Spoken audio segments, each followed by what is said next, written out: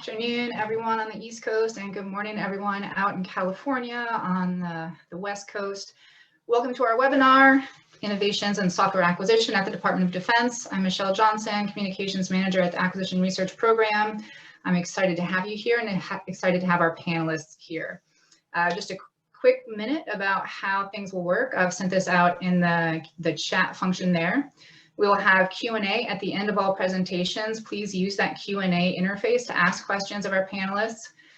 Feel free to use the chat function to chat with everybody in the room. Attendees and panelists can see the chat. Only panelists can see what's happening in the Q&A box. We have a tentative stop time, a planned stop time of 3:15 East Coast time. We're pushing that out to 3:30 in case conversation is continuing to go. So if you want to stick around for that, please do, and we'll be here to keep chatting with you. With that, I will turn it over to our moderator, Jeff Dunlap. Well, thank you. I'm going to go ahead and share my screen.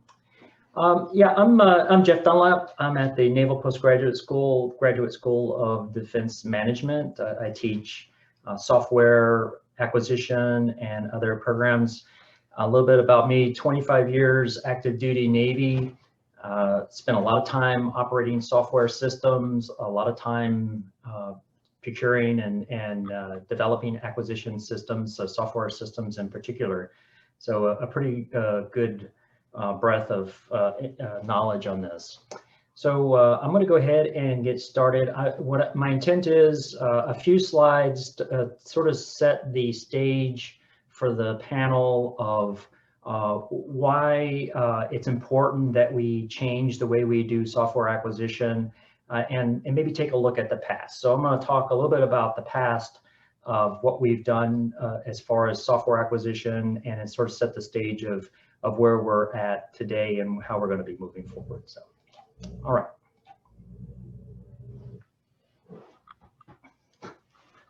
That wasn't me growling, it was the dogs. So the challenges we face in software acquisitions are nothing new, but what do we do now? And as we take a little look at the past, DoD and Congress have a rich history of asking experts to assess the state of DoD software and make some sort of recommendations on how to improve them. So we've been doing this for quite some time. I was going to put the little definition of insanity there, but I guess you guys sort of can figure this out. To the large extent, the problems of the past were not that we didn't know what to do, but simply that we're not doing it. We weren't making the changes. So if we go back to the past, 1987, one of the major documents that had came out was the military software in 1987. And it's a very interesting. I pulled out some of the comments on it. It's still a valid document today to take a look at. And what they were saying in 1987 was sort of reigns true in today. Many previous studies, this was in 1987, this is what they were saying, have an abundance of valid conclusions and detailed recommendations, but most of them remained unimplemented. So in 1987, they knew that there was problems, and all the recommendations sort of were, like, yeah. The reason they sort of thought that there was problems in not implementing these recommendations was the military did not perceive it as urgent. So in 1987, they were sort of focused on, well, we keep making these recommendations, you keep asking us to make recommendations, and but it doesn't seem like there's urgency to change. And here they said the major problem with military software development is not a technical issue, but a management problem. If we fast forward a few years to the year 2000, another report was published by the Defense Science Board on defense software in November of 2000. Here's just quotes out of the document. The task force determined that the majority of the problems in DoD software is basically a result of undisciplined execution. Every effort should be made to understand the inhibitors that prevent previous recommendations from being implemented. So once again, they're looking in the year 2000 into the past, primarily at the 1987 document and a couple that had happened, but still not really understanding why all these great recommendations are not being implemented. And in here, this is the bumper sticker on it. They basically said the majority of these recommendations have not been implemented since 1987 and all the additional recommendations. And if we did do some of these recommendations, it would have a positive impact. So as we get closer to the near distance future, in 2018, another study from the Defense Science Board basically talked about design of acquisition software for defense systems. Problems associated with the software development continue to plague major defense acquisition programs. The GAO actually wrote several reports on this, and basically what they were saying is this problem of doing software acquisition is causing significant cost overruns and potentially causing, in some cases, the program to be canceled. And once again, the bumper sticker on this, the problem appears to be caused by the same software development issues that have occurred in programs over the last 2 decades. So nothing new, we know what's wrong, and we just don't have the urgency to make the changes. In 2019, this is the last document that came out from the Defense Innovation Board. Software is never done, also known as the SWAP panel report. And basically they said, we need to do something different. And this is from the chairman of the panel that did the review on this, basically saying, I have questioned the usefulness of the myriad studies and reports on technology and authorized by the DoD and Congress over the years. So we keep asking the same questions and expecting a different result. And keep on studying something and not making changes is executing these in a vacuum and rarely seeing any type of implementation. So they were very concerned of in 2019, what are we doing about software, and there's something has changed. And basically, as they approached it, they said, software development is broken and it's a leading source of risk to the warfighter. Let's point this out, is that if it takes too long and it's too expensive, the warfighter is going to be exposed to unacceptable risk because we're not giving them the tools that they need to complete their mission and have success. So I thought this was a little bit of a different tactic. Like, no, this is serious. We have some challenges that we need to work through. And so this sort of sets the stage in 2019, looking to the future. How do we basically reduce the time it takes to deliver capability to the warfighter? How can we do this in a more cost realism and basically give the warfighter the tools that they need? And this is the last statement, and I'll get off the stage and turn it over to the people that are going to talk about the future. Basically said, if we don't take steps to modernize our software acquisition, we're no longer going to have the best military in the world. No matter how much we invest or how much talent and dedicated our forces may be, we got to get off a top dead center and we got to do something. So this sort of sets the stage of the panel.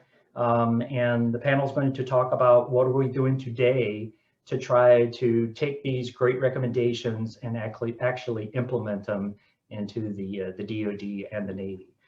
So with that, I'm going to turn this over to Melissa, and Melissa is going to talk a little bit about what the Navy is doing.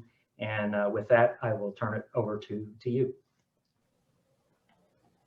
Great, thank you, Jeff. Hope everyone can hear me okay.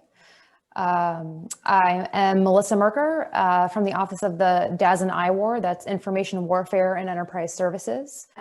Just a very brief background on me. I've been doing digital transformation type work, organizational reform type work in the DoD for about 15 years now, which is a bit scary to say out loud.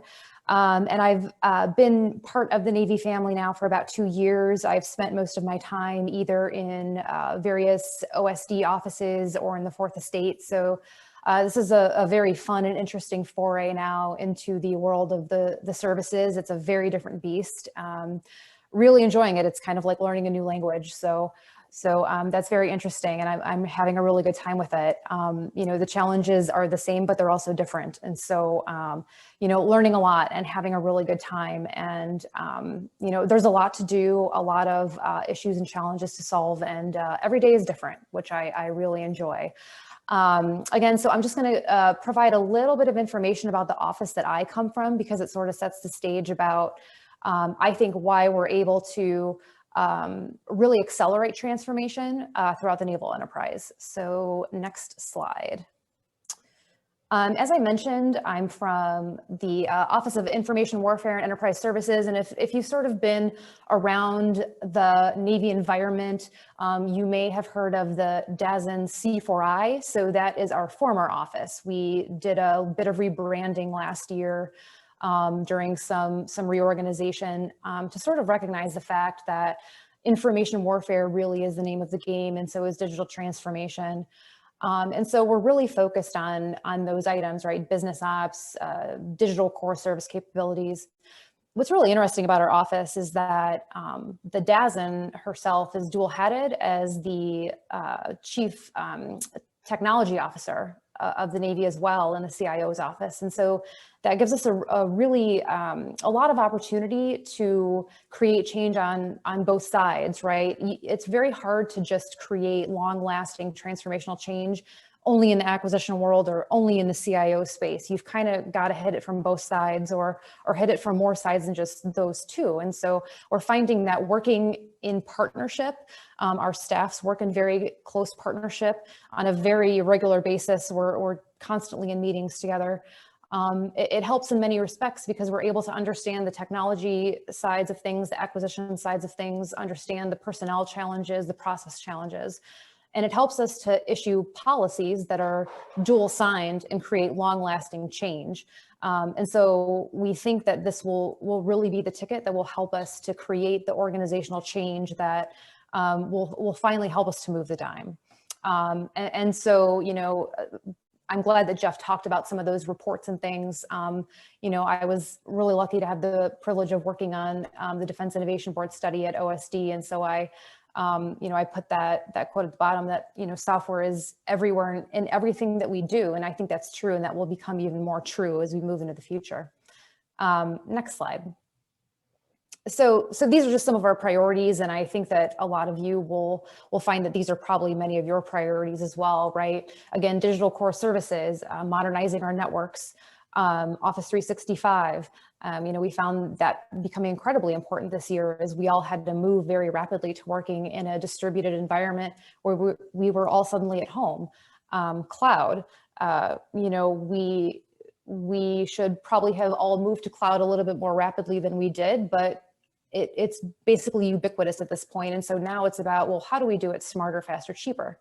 Right, data, it's all around us. So not to belabor the point, but these are all things on this slide that are critically important to the foundations of doing digital transformation, organizational reform in this space. And one of those things that Pete especially will be talking about is the adaptive acquisition framework. You know, making sure that we've got the flexibility in our policies to you know, let us figure it out, and what do we need to implement to get capability out, and not focusing so much on the paperwork, the gates, the decisions, but making sure those decisions are actually serving us so we can get capability out, and not just serving the decisions themselves. Next slide. So these are some of the I guess, meat and potatoes items that I wanted to talk about. And, you know, if we've got time at the end, I'm happy to sort of delve into some of these a little bit in more detail, but I wanted to at least provide a bit of an overview here. So some of the key things that we've done over the past 6 to 8 months, and some of these are even just within the past 30 to 60 days, are really laying the foundations for the Navy to enable and execute software reform in this transformation that I'm talking about. One of the key things that we did was, at the top there was we established PEO Digital and PEO Manpower Logistics and Business Solutions. So if any of you were familiar with PEO EIS, Enterprise Information Solutions, that was a very large PEO that we had in the Navy. And it sort of encompassed all things, right? It had sort of all the IT infrastructure, all the business apps. And so we kind of split that in half and said, you know, we need a PEO that focuses on those core enterprise infrastructure solutions. And then we need a PEO that focuses on the apps, on those business apps, and does the portfolio management of those apps. And really send both of them out to operate in more of a service-oriented model, right? Whether they're apps as a service, software as a service, infrastructure as a service, right? So we're kind of on that transformation right now in terms of figuring out what that looks like, what those models really are. But those PEOs have been split, they're operational. And the other thing that we did as of October 1st was that we had the Marine Corps go ahead and examine what IT programs they could go ahead and transfer into those PEOs that they didn't necessarily need to manage because they were not their necessarily core business, right? The Marine Corps isn't necessarily in the business of running business IT apps. That should be the core business of PEO MLB, for example, right?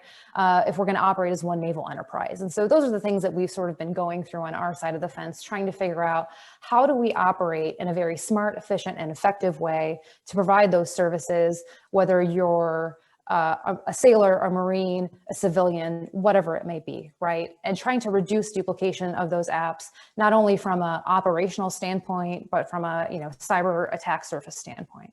Other things that we've done, issued a new cloud policy that was jointly signed by RDA on the acquisition side and the Don CIO. What we've tried to do here is to say that you need to do app development that is cloud native. We're trying to send everybody to get cloud services through our cloud office. It's PMW 270. They operate a cloud marketplace. And so the point of that is to say, that should be your one-stop shop. Anytime you really need cloud service, go there first. If we don't have what you need, then we can go out and look at contracting for something else. But go there first rather than us going down all these separate routes for cloud services, for cloud contracts. We should really be consolidating and necking down what we've got out there. The third thing on there is Operation Cattle Drive and the IT infrastructure portfolio reviews. What this is looking at is Operation Cattle Drive is about applications and systems, looking at whether we're sunsetting applications that are really past their sell-by date, I would just say. Things that are old and non-cyber secure sitting out on the network, making sure that they've all got plans for decommissioning and actually sticking to those plans, because I think historically we've not really been very good at that. So there's a team that's looking at getting very serious about again, reducing the number of things that we've got out there, and then focusing on a core set of a smaller amount of applications and making sure that those are effective and efficient. And then the IT infrastructure review is basically doing the same thing, but on the infrastructure portfolio. We recently stood up a DevSecOps task force. This memo was just signed out, I believe, on the 15th of January. So that was about 2 weeks ago.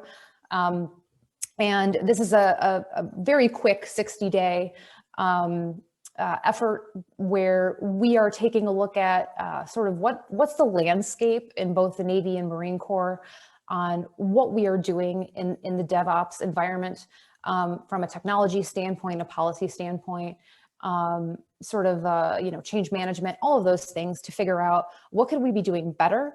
What do we maybe have too much of? What do we not have enough of?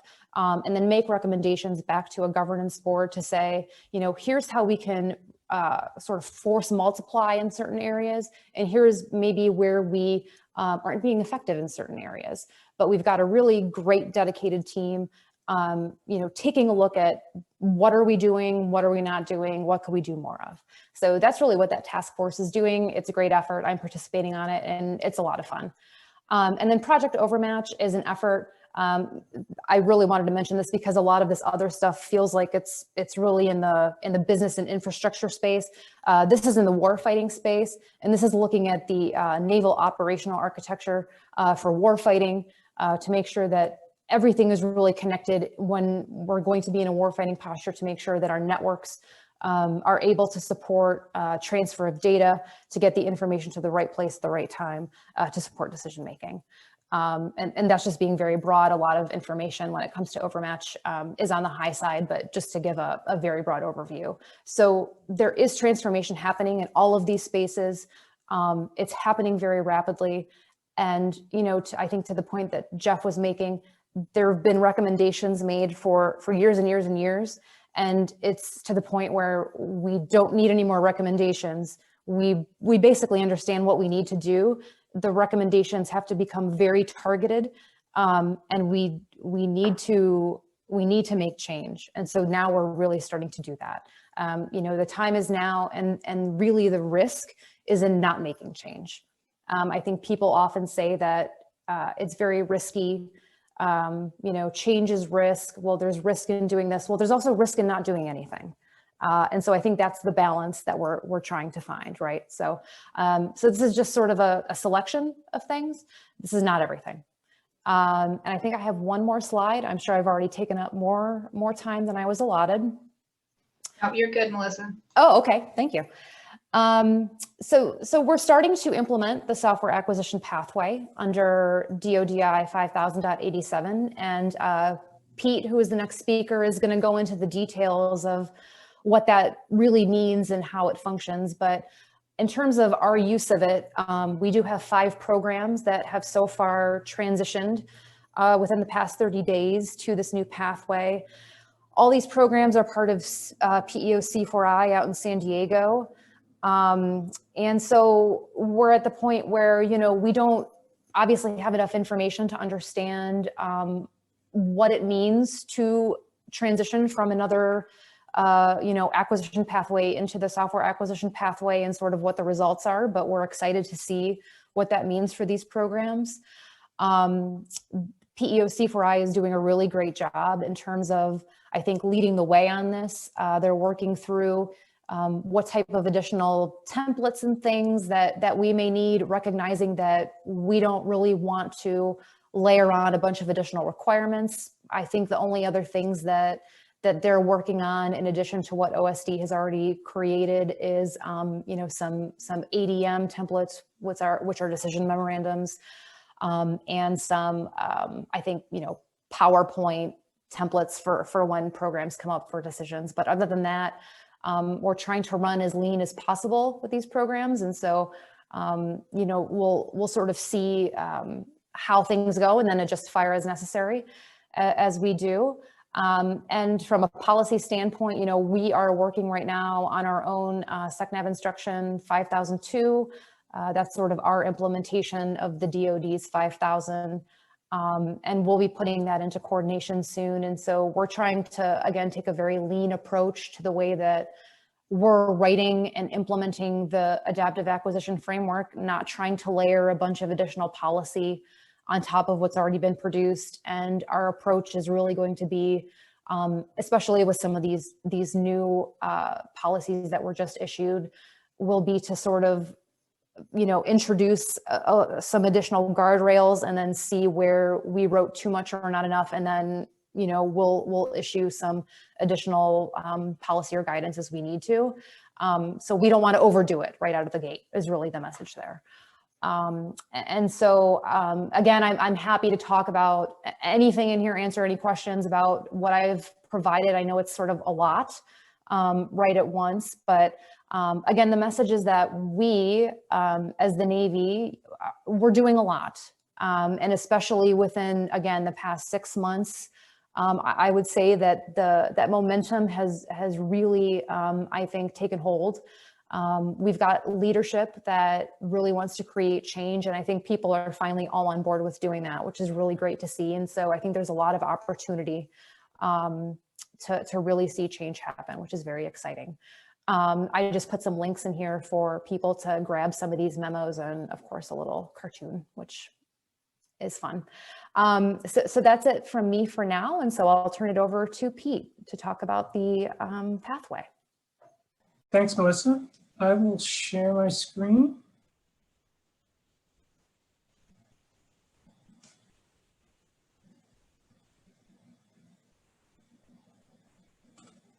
All right, everyone can see that okay? All right, good afternoon, everybody. I'm Pete Modigliani from the MITRE Corporation. Real brief background, former Air Force program manager, at Hanscom, mostly doing IT C4ISR systems, many years in Air Force acquisition headquarters staff, overseeing similar IT C4ISR systems, getting them navigated through the Pentagon. And then the last 10 years at MITRE, working across DoD and the intel community, a lot of strategic acquisition efforts and reforms, part of the Section 809 panel, helped build the adaptive acquisition framework, and currently supporting Sean Brady and OSD A&S on the software acquisition pathway, and really helping to get that rolled out across the department. So today I'll be talking with you about the software acquisition pathway. It's the newest and arguably the most exciting one for the adaptive acquisition framework. For those who don't know, the traditional 5,000 model has kind of been transformed into a dynamic array of 6 acquisition pathways. And middle tier and software acquisition pathway have been further reinforced by law from Congress to go off and get greater speed and flexibility. So far, we've had 13 programs join the pathway, and we have dozens more coming in the next year or two. And the key thing is software, as been said before, software is critical to everything DoD does, every mission, every major system. And when you look at where DoD is headed, the future technologies of AI and autonomy and cyber and space, software is critical to all of that. So we have to get acquisition right. And this is finally putting in place some modern software practices. So with that, we'll jump into it. Always start with the why. So the National Defense Strategy always focused on prioritized speed of delivery and that modular upgrades. As Jeff outlined, the Defense Science Board and the Defense Innovation Boards both had major reports that came out on DoD software. Said you got to go faster, speed and cycle time, and focus on doing that new software acquisition pathway. Congress has been a great partner with the department for the last few years, really on enabling greater speed and flexibility in acquisition and particularly in software. So since the 16 NDAA, there's been a flood of new direction for DoD to go faster, particularly with software. Congress said, hey, go do some agile pilots. Here's some greater speed and flexibility to go off and experiment and then scale those efforts. The software acquisition pathway, training for the workforce, and career fields, both for software acquisition professionals and for software developers. And then within the Pentagon, leadership has been a consistent message of speed and focus on software. General Hyten, the Vice Chairman of the Joint Chiefs, says he's got to insert speed in everything we do. We're terrible at how we do software. We need to take greater risks, delegate decision authorities, and move out smarter on software. Ms. Lord, the recent acquisition executive, highlighted how software runs through all of our programs. It's been a huge partner with the Innovation Board in advancing the pathway. And then Dr. Roper, the Air Force acquisition executive who just transitioned, he's been doing an array of new initiatives, but really wants to see software change daily in our operations.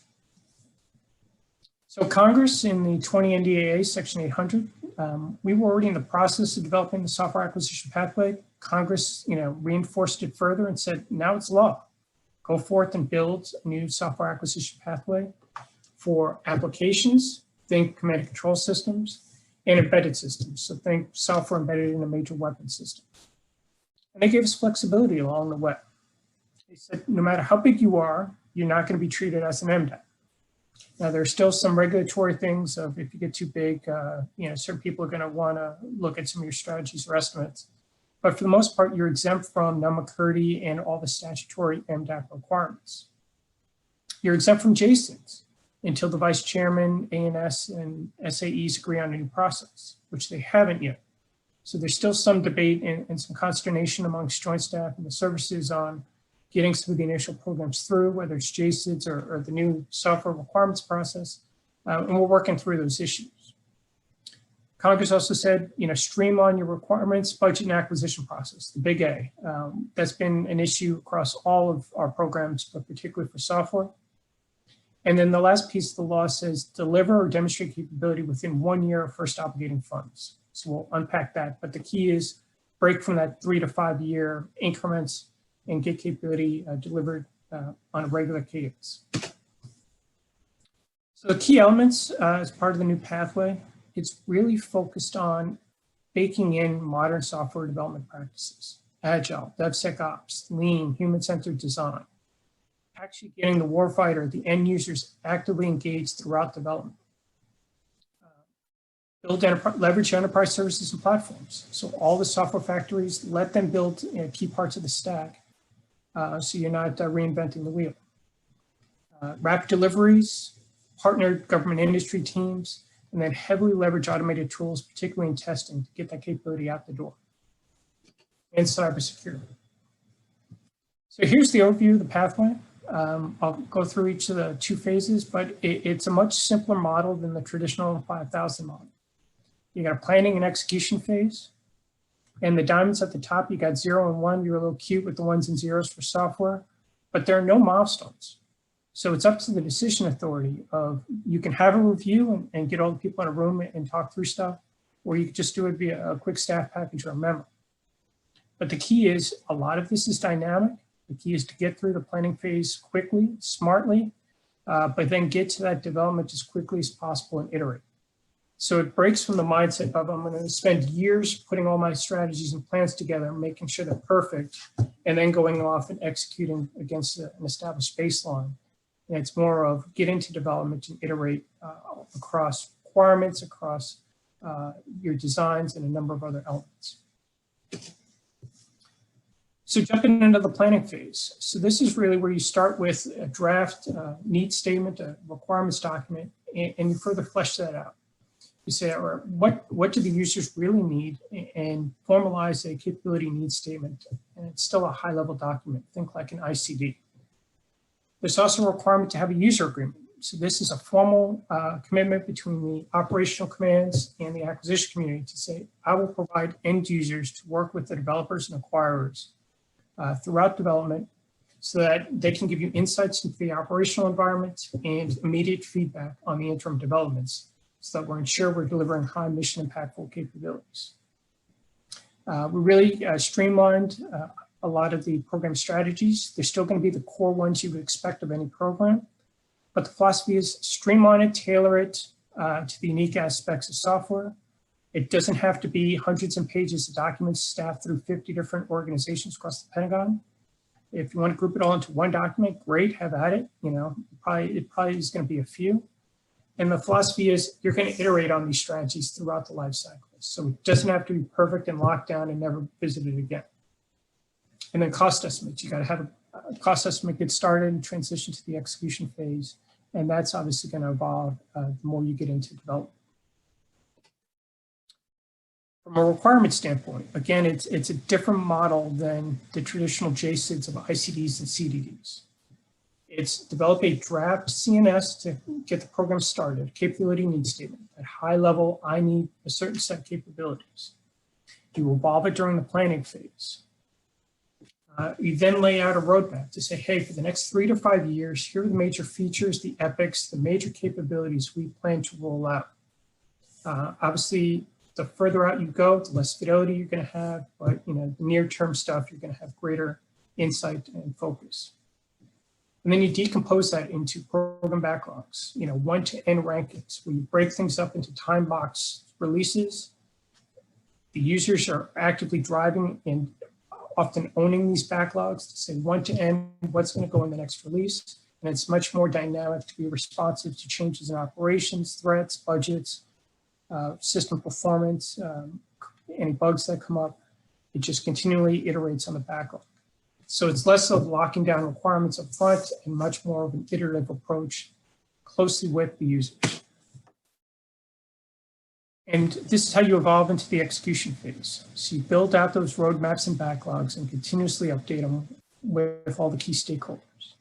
Active user engagements throughout. You're going to get on a regular cadence to deliver software. Law says you got to deliver at least annually. You know, government-wide best practices less than 6 months. Leading programs are getting, you know, to weekly and daily. So, you know, you want to aggressively streamline all your processes to get that capability out the door on a regular basis, the CI/CD model. You're going to track some high-level metrics on how well the development teams are doing. And value assessments is from the operational community that says, are you delivering capability of value and mission impact to them? And there's, you know, essentially a cost factor as well. You know, we spent $100 million. Are you getting $100 million worth of value or not? But it's all to get that, you know, formal feedback to continue to iterate on your future developments. And then DevSecOps. So there's a DevSecOps reference design and signed out by DoD CIO and the Air Force software officer. And CIO and ANS have committed to say DevSecOps is the preferred software practice for DoD. So I encourage you to visit the link and see all the details. And there's more on the AAF website.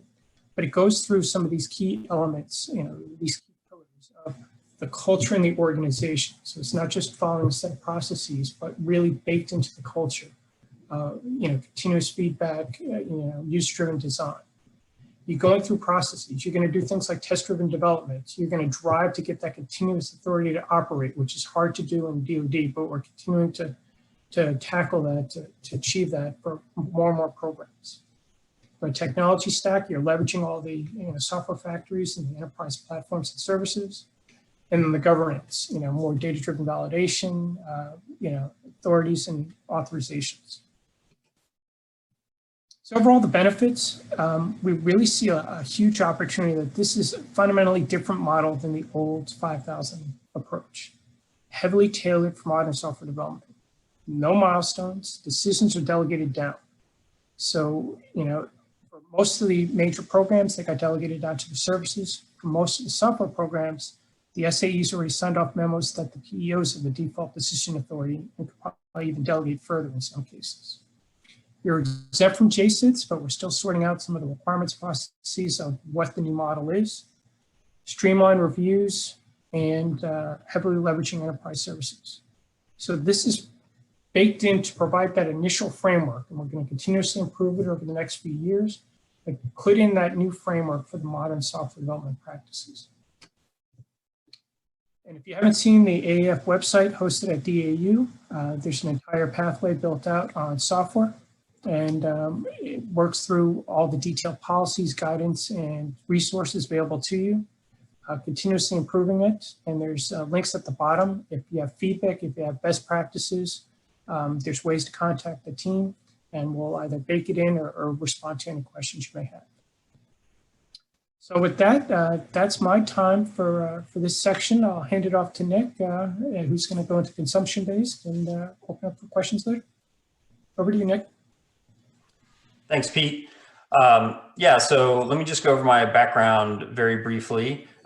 Nick Tsiopanas, started my career in the mid-90s with Ernst & Young.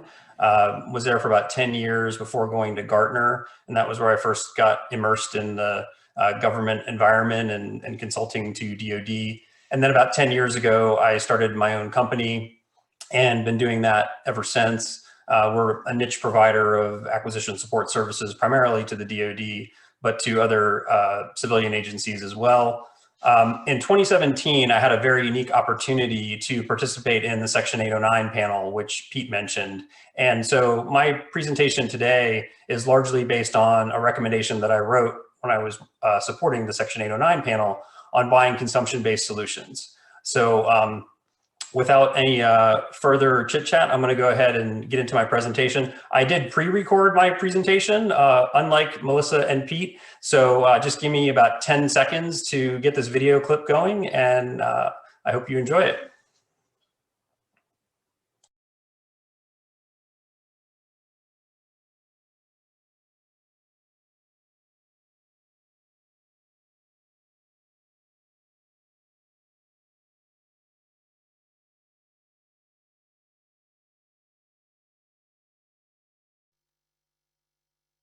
To talk to you today about buying consumption-based solutions.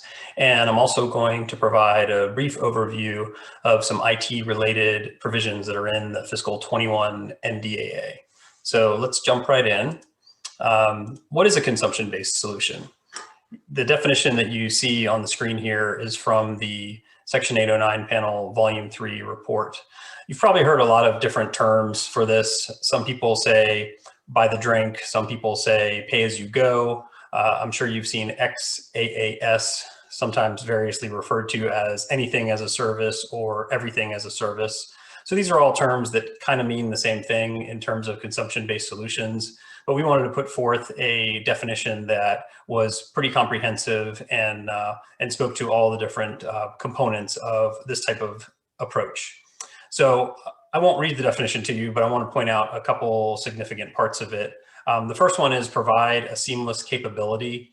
And what we mean there is you don't need to know as a customer or a user what's behind the curtain, what it is that it takes to produce that capability. As long as you're getting what you paid for and it's meeting the performance standards that it's supposed to meet, then it's providing that capability that you're paying for. So that's the seamless capability. Metered and billed based on actual usage and predetermined pricing per resource unit. Basically, what this means is it's a fancy way of saying you just pay for what you use, right? And you have a price per resource unit, and that resource unit could be measured in many different ways. Some examples are quantity, could be terabytes of storage. Time is another one, could be seconds, minutes, hours, days. Distance is another example. How many miles did you travel? Really, the examples go on and on of the different ways that you can measure these resource units. And then the ability to rapidly scale capacity up or down. This one is a little bit subjective, but the bottom line is the service provider has to be able to quickly respond to changes in customer demand. So here are a few examples of consumption-based solutions. The one that is probably most recognizable and folks talk about most often is cloud services, but there are so many others out there. Just a few of them are here on the screen. One that's not on the screen that I'll tell you that I find pretty interesting is actually office space. If you think about a few years ago, if a company wanted to have office space, they would have to probably enter into a multi-year lease and spend months doing a build out and really make a significant investment to set up that office space. Now they can just go online, they can reserve a fully furnished office for the next day and show up there and use it. They could use it for a day, a week, a month. It's basically on demand, and that truly is a consumption-based solution. So again, the examples are just endless of the applications for this type of delivery model. So this has rapidly become the way of the world, and we need to recognize that and embrace it in terms of defense acquisition. So why did we tackle this topic? Well, for one thing, we have to think about IT acquisition legislation, right? So sort of the cornerstone IT acquisition legislation is the Clinger-Cohen Act of 1996. And one thing I want to point out about that is that law was actually written before the internet was really a thing in our daily lives. So think about that for a minute. It's kind of hard to wrap your head around. Now, not to say that there isn't anything good in the Clinger-Cohen Act. There's a lot of good foundational stuff, but the world has fundamentally changed in terms of technology since this law was written. And what I mean by that is at the time the Clinger-Cohen Act was written, IT was considered a capital investment. And that's why you have all that CPIC, capital planning and investment control stuff in the Clinger-Cohen Act. Now IT can be bought as a utility. It no longer has to be a capital investment. If you think about it, companies are not out there building their own data centers now because they know that they can buy that capability as a utility and an on-demand basis. So why would they spend all of that capital investment? Now, a related advantage here in the government space is when you're doing a capital investment, you have to have a certain type of appropriation, right? You have to have R&D or you have to have procurement money. But if you're doing it as a consumption-based solution, then you can use operations and maintenance money, which is a lot easier to come by, especially in a budget-constrained environment. So that's a significant advantage of buying IT as a consumption-based solution as opposed to as a capital investment. Now, I imagine that a lot of you are seeing more and more of this type of delivery model, not just at work, but in your personal lives as well. I think it's fair to say that for the foreseeable future, this is the way that solutions are going to be bought and sold in the marketplace. So the takeaway is that the government needs to get on board with this and embrace it and not have it be another example where we create a bunch of unique rules and constraints and thereby surrender the advantages of buying a commercial solution to begin with. We just can't keep doing that. So I can only conclude that, like everyone else, the government will be buying more consumption-based solutions in the future. So we need to become smart buyers and do it well. And in order to do that, we need to have the right acquisition policies and tools to help us along the way. So what is the problem? Why can't we do this well today? Well, let's start with this. The FAR categorizes all purchases as either supplies or services. So let's talk about software, okay? Software as a service. Everyone's probably heard of that. Well, looking back in the not so distant past, software was pretty clearly a supply. It was something that you bought on a disk, you installed it on your computer, and then you had that software. It was a one-time thing. You could maybe buy an upgrade later, but it was very clearly a supply. And now with software delivered over the web in the software as a service model, we start to ask ourselves, well, is software a supply or is it a service now? Well, the word service is right there in software as a service, so maybe it's a service. But what's the problem with that? Well, when we talk about services in the context of government acquisition, we're really talking about all the rules around labor rates and how many people are performing the service and so forth. And the reality is with software as a service, there's no possible way for us to know how many people are behind the curtain delivering that software as a service solution to the end user. They may have thousands of customers and their individual employees are supporting many, many customers in many different ways. So you really can't parse it out. So the idea of service contracting rules in terms of consumption-based solutions is really quite a stumbling block. Now, when we were working on this recommendation in the panel, there were some folks that had some ideas about existing special authorities in the FAR that we might be able to use rather than creating a new one to support acquisition of consumption-based solutions. One of those ideas was subscriptions. Could we use the special authority for subscriptions? And it was an interesting idea we explored, but as we looked deeper into it, what we concluded was it's actually the opposite of what you want with a consumption-based solution. And here's the reason. Subscriptions, that special authority is about paying for something in advance before you receive it, right?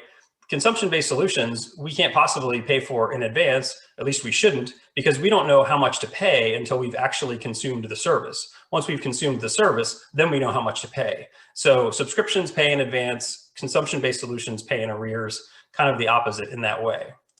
The other one was utilities. And I just talked a couple minutes ago about buying IT as a utility, and that's a good analogy. But when we talk specifically about the utilities authority in the FAR, what that's looking at is a utilities market that is highly regulated and has very little competition. Those are kind of the unique attributes of the utilities market. Again, what we have in consumption-based solutions is pretty much the opposite of that. What we have there is a market where it's not highly regulated and there is robust competition in that marketplace. So because neither of those really made sense in terms of the nature of consumption-based solutions, we came to the conclusion that we really needed to define this as its own type of service. So let's talk about the recommendations that the panel made. The first one is revise appropriation law to permit a 5% carryover. This is actually the only one that's a recommended change to statute. The rest are all FAR changes. But basically what this is this is intended to smooth out the peaks and valleys. Since we don't know exactly how much we're going to consume, when we come to the end of the contract, if we underconsumed, we don't want to have to send that money back to the Treasury. Ideally, we'd like to carry it over and use it for the next year. So that's what this is all about. And you may be thinking, well, 5% sounds like a pretty small amount, but actually we're just talking about the delta between what we thought we were going to use and what we actually used. So when you look at it that way, and it's not in terms of the total spend, it's just in terms of the delta. And so we felt that that was more than sufficient to cover that. The next thing is we recommended creating a new subcategory of services called consumption-based solutions in FAR Part 37, which is for service contracting. And again, the important thing there is to not have to apply all of the traditional service contracting regulations, policies, and guidance when you're buying consumption-based solutions, because they're all about people and they really don't make a lot of sense in that context. If any of you have been through what the Army calls the SCAR, service contract approval request process, I think some people actually have scars on their backs from going through that process. Some of the other services do it a little more streamlined, but I know the Army process is quite onerous. And so again, it's about people and labor rates and things like that. And that's not really what we're looking at with consumption-based solutions. So why try to put that square peg in the round hole? The next piece is updating the PSC, or product service code, data architecture. This is really just a housekeeping item. You know, the government obviously reports on what it buys, and we just want to make sure that these procurements are properly categorized and reported. And the way to do that is having an appropriate PSC code. The next one is adding a new contract type called fixed price resource units to FAR Part 16. And this is really a big deal. The conventional wisdom in government contracting says that firm fixed price is the lowest risk contract type for the government. But when it comes to consumption-based solutions, that's really not true. And the reason is that in the marketplace, prices are actually declining. So if we lock in a firm fixed price on a 5-year contract, by year 2, we're actually paying more than the going rate. The other thing is, of course, the price needs to vary based on how much we consume. So while we can have unit prices, and that's perfectly fine, locking in a total firm fixed price for a contract in advance for a consumption-based solution makes no sense whatsoever. Another attribute of this contract type is the ability to incrementally fund, because again, we don't know how much we're going to consume until we've consumed it. A couple of special features here, which you'll hear me talk about again in a few minutes, is capture price reductions when commercial prices decline, and also the ability to add new services, because services are coming out so frequently, so rapidly, that we don't want to have to go out and conduct a new competition every time a new service comes out if we've already got that service provider on contract. And then last but not least, this contract type would be permitted under FAR Part 12 for commercial acquisitions. That part currently has very limited contract types to choose from, but this one would certainly fit and would be a nice addition to that list.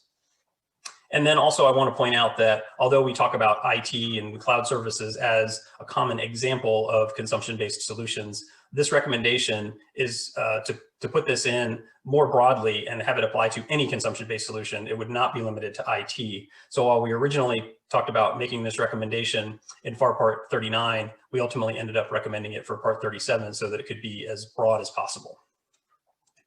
So let's talk about where things stand with the recommendation right now. The panel's Volume 3 report, which is the one that this recommendation was included in, was published a little over 2 years ago. It's kind of hard for me to wrap my head around the fact that it's been 2 years already. Time flies. And when that report came out, we actually did a fair amount of outreach to try to get some traction for the recommendations, not just this recommendation, but many of them. We did speaking engagements, we wrote articles. We did not, unfortunately, get any engagement with Congress, and that was a bit of a disappointment. So we were actually a little surprised when the FY20 NDAA actually required a feasibility report from DoD on using consumption-based solutions. So they put that requirement in there, and DoD did in fact do the report. It was actually just submitted in November, a few months ago. And I had an opportunity to review the report, and I was a little surprised. Essentially, the takeaway from the report was no trouble found. We're managing just fine, and we really don't need to do anything differently. My words, not theirs. But that's kind of the gist of it. They even went so far as to say that we don't need a common definition of consumption-based solutions because industry has already done that for us, although I didn't find a reference to an industry definition in the report. But the part that surprised me most was one of the kind of success stories that the report talked about was the Jedi Cloud team. And we're not talking about the protests and all that craziness, which have been going on forever. We're talking about some specific clauses that they put in their contract. And these are things that you heard me mention a couple minutes ago, having clauses for price reductions and adding new services. And so this report kind of touted that as a way that the team effectively managed that. And I would agree, they did. And I actually interviewed that team twice to find out from them, what we needed to do to make things easier. And I guess to me, this is the whole point. So that team did something really good and they did something very effective, but they probably struggled and it took them a while to get there. Because these services are so common, these consumption-based solutions, we should have an easy button for acquisition teams. They shouldn't have to reinvent the wheel every time. They shouldn't have to start from zero and figure out, well, hold on, wrestle with, is this supply or service? And where do I go from here? And do I have to do the service contracting rules that are really for people and not for this kind of thing? So that's really my whole point in this is we're buying so much of this. Let's make it easy. We've already written the clauses. We've already given the line by line FAR changes. So let's just do that and give the teams the tools that they need. So then, even more recently, we see the FY21 NDAA has this section 834, which is a pilot program for the use of consumption-based solutions. It's specific for software-intensive warfighting capability, which is obviously important, and that's great. I would have liked to see it be a little more broad and not just limited to that one category, but that's fine. Again, I was a little puzzled by this. What kind of perplexes me is they put this in here as a pilot authority, but there is no special authority. Normally, when Congress puts a provision for a pilot authority in the NDAA, they give you something to streamline or to help you along, kind of a sweetener, if you will. If you think back to the agile pilots that were in the NDAA a couple years ago, they gave them some streamlining things like you don't have to do earned value management, you don't have to do all the normal acquisition reporting. We're going to allow you to streamline while you do this pilot. So I didn't see anything like that in this provision. And actually, worse than that, not only is there no streamlining, there's actually additional constraints that seem a little unreasonable to me. We actually put in some clauses that are probably familiar to some people in our recommendation, saying that when a contractor reaches 75% and 90% of the funded amount of their contract, they need to provide a notification to the contracting officer. Well, that made it into this NDAA provision for this pilot, except it says that the notification should go to the Secretary of Defense, which kind of puzzles me why the Secretary of Defense would need to be notified for a pilot program that doesn't even have any special authority. Just a bit of a head scratcher. So after all that negativity, let me just say that looking at the positive side, I'm very encouraged that this recommendation has gotten so much traction. It's been in 2 NDAAs in a row, so that's fantastic. There's obviously interest in it. So I will keep watching intently to see what happens here, and I hope that we can bring this recommendation to fruition over time. All right, so that's where consumption-based solutions stands today. I'm now going to give you a brief overview of some other IT-related provisions in the FY21 NDAA. The first one is repeal of the DoD CMO. This one's kind of interesting because they had just elevated the CMO a couple years ago to the number 3 position in the department, and now they're getting rid of it altogether. This one's not 100% IT, obviously, but it's certainly reform related. So I thought it was an interesting one to mention. I also wanted to say that in an earlier volume of the 809 panel report, I had actually written some stuff about what it takes to accomplish transformational change. And one of those things is sustained leadership. And that's something that we have not had in terms of change champions. The average tenure of the CMO, DCMO, and CIO positions in the department is like 18 months. And so when you have that frequent turnover, it's incredibly difficult to get transformational change done. So hopefully we can get some stability in those leadership positions and be able to reach the next level in terms of the reforms and the transformational change that we're trying to achieve. The next one is measuring and incentivizing programming proficiency. Programming, they say. I'm going to read you a quote from this provision. It requires DoD to leverage existing civilian certification programs to implement coding language proficiency and artificial intelligence competency tests. So basically, they're trying to obtain these critical skills that are needed within the department. And this one actually includes authority to provide bonus pay of up to 20%. So that's kind of one of those sweeteners that I was mentioning that you sometimes see in these special provisions in the NDAA. The next one that I want to mention is section 835. It's called Balancing Security and Innovation in Software Development and Acquisition. This is basically all about supply chain risks and risks associated with third-party software. And it basically says that we need to have software security criteria included in our solicitation. So that would actually be part of the evaluation process for evaluating proposals. The next one is section 837, safeguarding defense-sensitive US IP, technology, and other data. This is specifically targeted at China. It even goes so far as to say that the Secretary of Defense shall consider mechanisms to restrict current or former employees of contractors of the DoD from working for companies owned by or under the influence of the government of China. So that one's pretty interesting.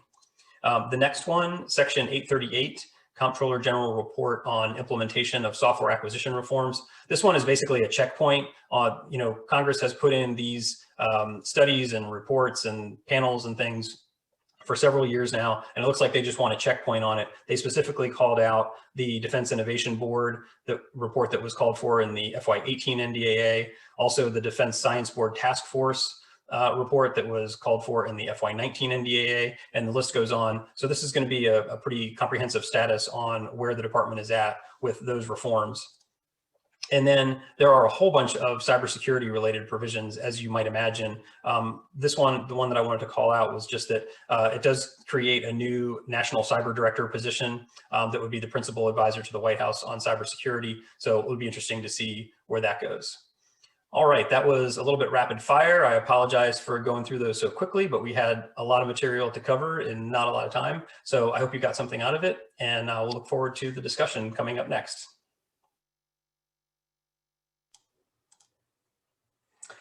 Okay, that concludes my presentation, and I believe I am going to turn it back over to Jeff to facilitate our Q&A discussion. Thanks, Nick. I like that ability to increase the speed of delivery. That was impressive. Yeah, I actually I fell down on the job a little bit. I was supposed to do that at the beginning, and I didn't remember until halfway through. So sorry about that. Perfect. Thank you. So we're going to open it up to questions and answers. Right now, we have a list of questions, and we'll just go through those as time permits. So the first one is from Professor Bob Morlock, as he basically is asking the questions of how can we do operational testing on IT and software-intensive business solutions, and doing operational testing on network weapon systems that rely heavily on software. So I don't think we particularly talked about doing operational testing on these systems. I'll pass it on to the panel. Any ideas on how we do this type of operational testing on these network type of systems? Yeah, I could kick it off. So for DT and OT, it's different from your traditional large weapon system as we move to the software environment. Definitely much more integrated, much more automated. The shift left mantra that's been talked about for years, really embraced in the software environment. The DevSecOps environment, the tight do loop of development, testing with security, and then getting into operations. So you're doing much tighter loops of development. Users are involved throughout every step of the way. So you may have user acceptance. You may have, they're going to see if you have sprints along the way, intermediate development efforts. You want users to react to that and use that to then shape, to identify any bugs and then shape further developments. Some apply a test-driven development approach where you kind of define the tests up front and then you code until you pass the tests. But much more heavily automated, heavily integrated, and it's less of the I'm gonna do an LRIP of some aircraft and go fly them for a year, and it's much more of a tighter integration to get that capability out. And with smaller deliveries, it's a smaller. Reduced risk for any critical issues because you're doing a quick updates and quick fixes in subsequent releases. Yeah, and I think also in that line is the Navy is doing a lot of the digital twin type of software integration labs. So try to simulate as much of the real world as you can digitally. But I do see this as being a challenge as we start touching other parts of the network. How do you simulate this type of stuff? So I think this is a fairly complex challenge that we are all facing.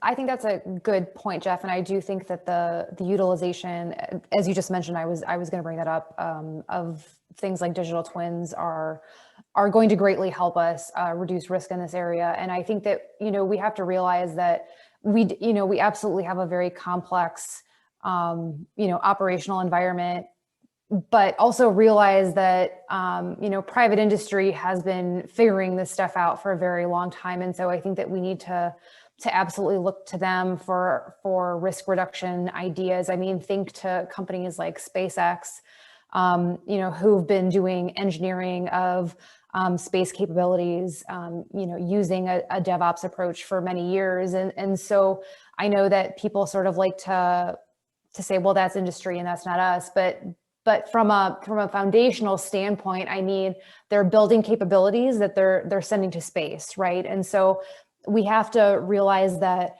they care greatly about safety, care greatly about whether or not those capabilities are operational, right, within spec. And so at the foundational level, right, there's comparisons to be made. And I think there's a lot to learn about, the horizontal and vertical integration of what they're able to do from an architecture standpoint, from that operational standpoint. And so I think that we are able to do it.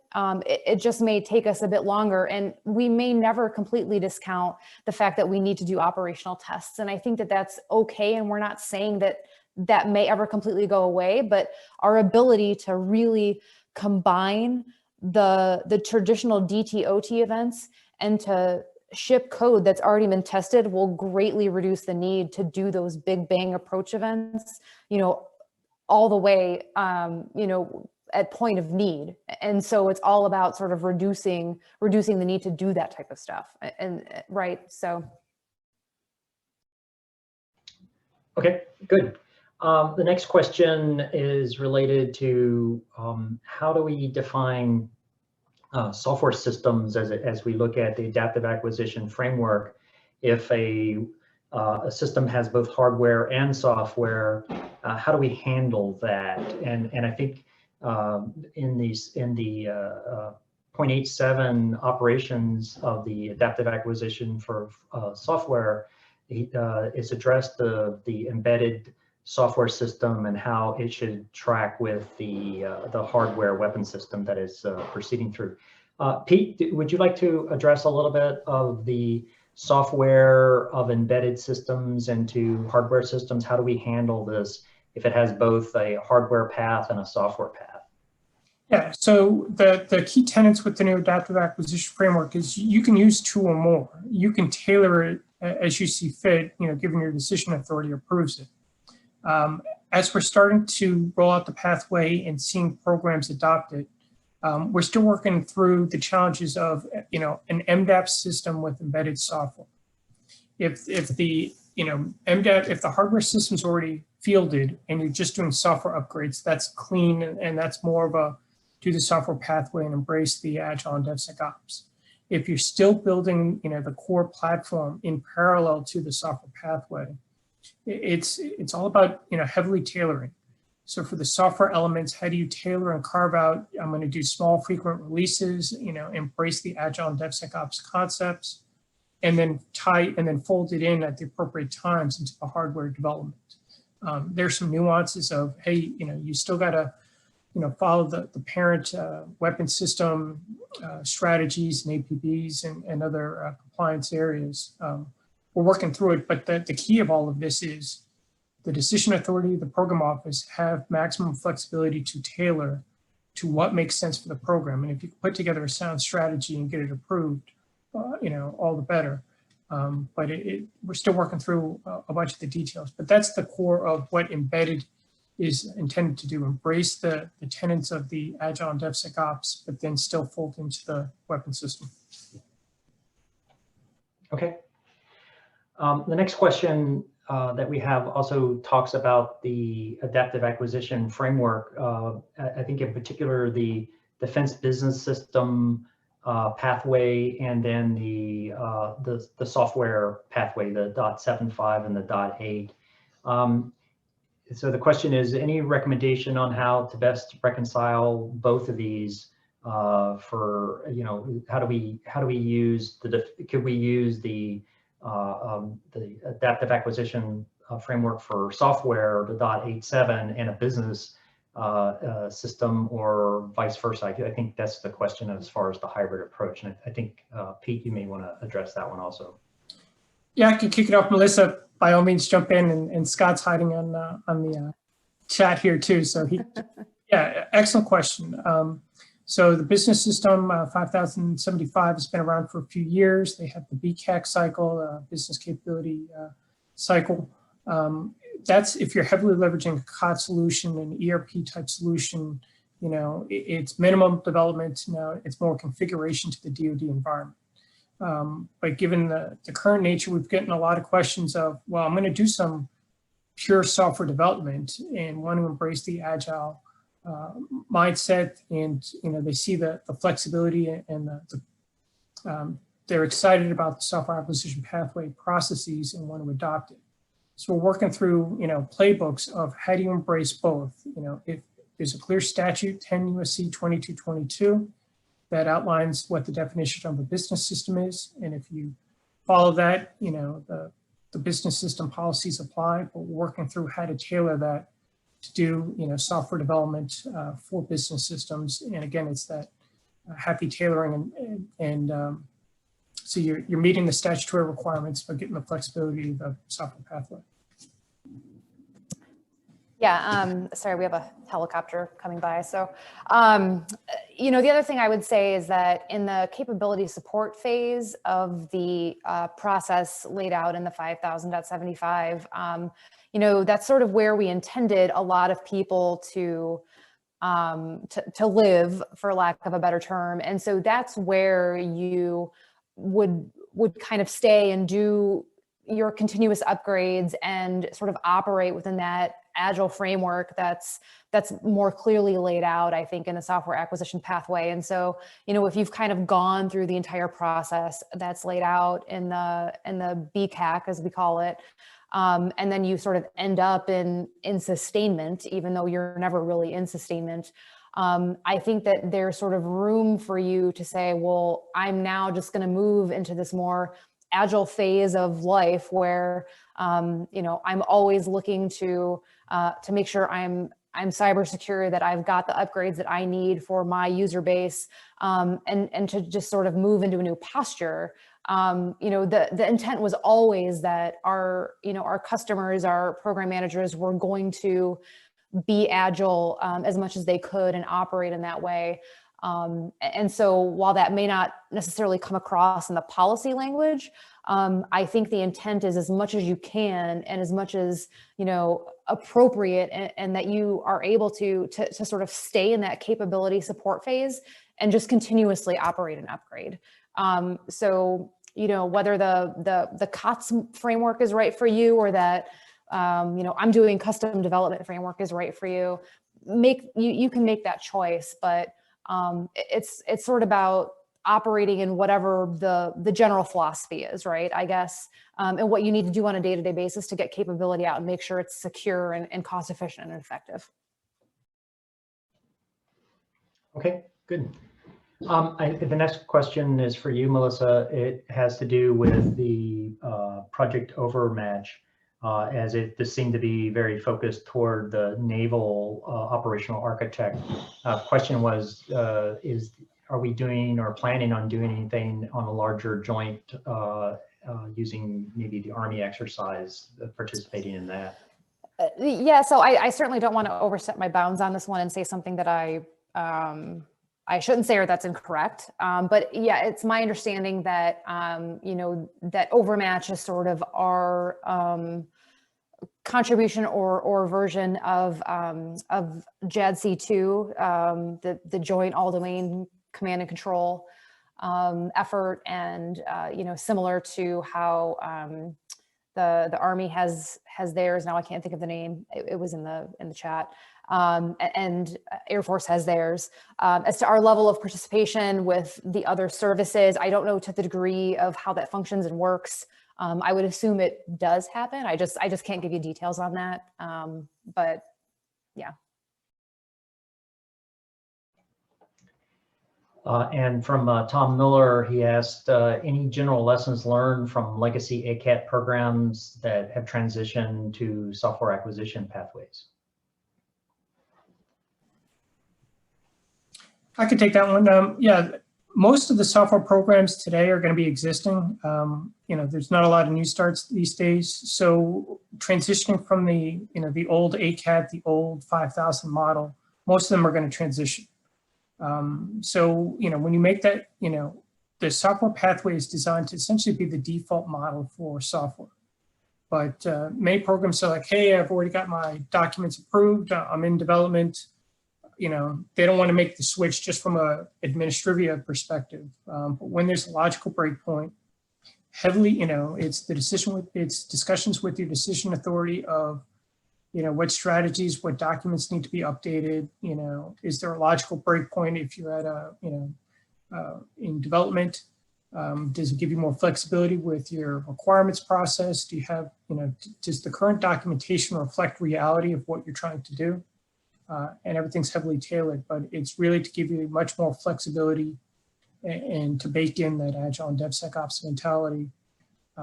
So it's a case-by-case basis, but we're seeing many more programs make the switch over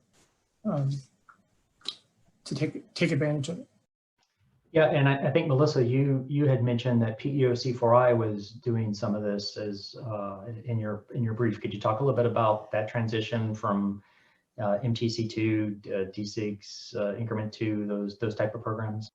Yeah, so I think that I know that there was a question about how some of the more traditional operating PEOs are embracing this, and so I think this is a really great example that PEO C4I has some of our more traditionally structured acquisition programs, and I think it's really great to see them going forth and embracing use of the software acquisition pathway, and the selection of programs that they have transitioning is pretty diverse. I mean, DSIGs is a larger program, historically has had a few fits and starts, and so they've decided that this is going to be a great approach for them, and so I think that's good.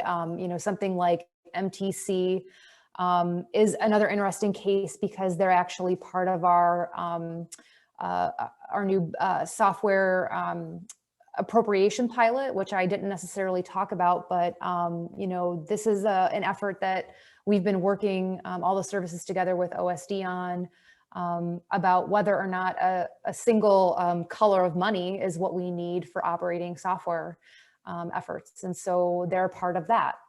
And so now that they're embarking as well on being part of the pathway, and all of these programs are delegated down to the PEO. Admiral Rothenhaus, as the PEO, has charge of determining, the requirements that he wants to set, the decisions that he wants to make, on what cadence he wants to make those decisions. And so, he's been a very active part of helping those programs transition. And so I think it's very exciting what they're doing in PEO C4I. And I think it's a really great sort of test bed to figure out, will this be the sort of the model for other PEOs, or does everybody sort of need to do their own flavor of adaptation of the pathway? I'm going to guess that they do, because our programs are very, very differentiated and diverse. And so their approach may not work as well in PEO digital, where again, it's sort of that, core enterprise network infrastructure type portfolio. So, again, it's very new. We've just done those transitions within the past 30 days. So a lot to learn, but more to follow. Good. The next question, can you discuss Navy Black Pearl initiatives relative to the projects? Sure. So I think that we'll be hearing a lot more about Black Pearl in the coming weeks and months. And so Black Pearl is one of our DevOps efforts that's been stood up as actually within RDA. It's not even part of a PEO yet. And so we have a Presidential Innovation Fellow on staff that came from industry that has stood this effort up. And it's actually in partnership, I will just say, with Air Force Platform One. And so this is, to really simplify it, our instantiation of Platform One services. And you know, truly we found that a lot of people throughout the naval enterprise were going individually over to Platform One, you know, pinging them for this, pinging them for that, whether it was, you know, platform services, training, et cetera, so on. And so, you know, we realized that we sort of needed an enterprise approach to how we were going to execute sort of the singular enterprise platform for DevOps, and also have a training capability, have, you know, people that were experts in how to transform organizations, sort of, you know, they're really considered an enterprise software practice. And so they don't just do the technology, they kind of do everything. Because I think the other thing that we need to realize with this is that, you know, DevOps isn't just about the technology. It's about, you know, how does your organization move from how they used to work to how they're going to work in the future together as teams. So that's kind of what they're there for. So I understand that's sort of really broad and a little bit wishy-washy because we're working on structuring what Black Pearl is going to be for the Navy. And that's part of what's going on in the task force.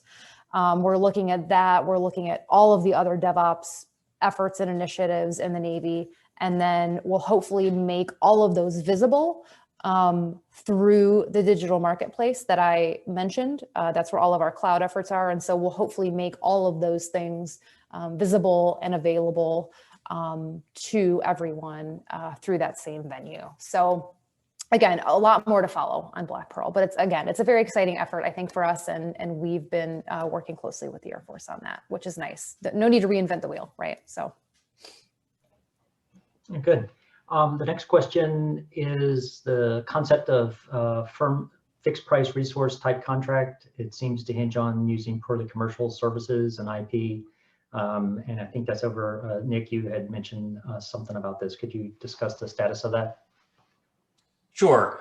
Yeah, that's correct. I mean, if you think about the attributes, early on in my presentation, I had a definition of consumption-based solutions that has a number of attributes in it. And if there's a service out there or a solution out there that meets those attributes, then almost by definition, it's also going to be meet the definition of a commercial service under the FAR. So yeah, that contract type that we recommended would certainly be most appropriate and probably limited to commercial services or commercial solutions. As far as where it's at, it's nowhere right now. It's a pilot in the NDAA, which you know, I talked about. The pilot does not call out anything specific about the new contract type that was recommended. Now, all that being said, certainly there are contracts out there today that use the concept of a unit price. They just don't necessarily use all of the features that I talked about with the new recommended contract type. So, you know, the kind of takeaway is you can do this today, and, you know, contracts like the JEDI Cloud contract are doing it today. They're just not doing it in quite as robust a manner as was envisioned. And that's just looking at it from the contract type aspect. There are other aspects as well, like the carryover that we recommended, so that if you underspend, you don't lose that money. So there's, you know, we tried to make our recommendation holistic in nature. The contract type is one very important part of that holistic recommendation. Something was in your brief that caught my interest. There was a note in there about software-intensive warfighting capability as a consumption-based solution. Could you give an example of something like that? Well, actually, you know, what the part of my presentation where I talked about that was one of my kind of being surprised that they limited it to that, right? I think, Melissa mentioned DSIGs a few minutes ago. DSIGs could be an example of a software-intensive warfighting capability, right? Because it's something that's used in the battle space, but it's really a software system. And Pete, I'm sure, has some commentary on this as well. But basically, as time has gone on, you really can't have a weapon system without a huge software component to it.